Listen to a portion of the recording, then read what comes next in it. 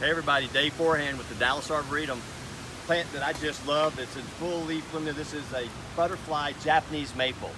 It's a type of Acer palmatum. Palmatum means it has these nice serrated leaves, but this is a beautiful variegated maple. It has creamy colors in it, a pinky peach, and also the green as well.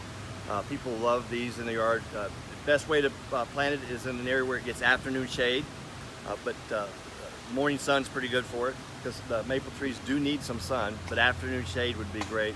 It's quite a specimen tree, and it just looks so beautiful. It'll get good fall color as well. So it's called the butterfly Japanese maple. One of the things that can happen with these maples sometimes is they'll begin to revert back to just the pure green. So let me show you. I got one over here that's got a little sport.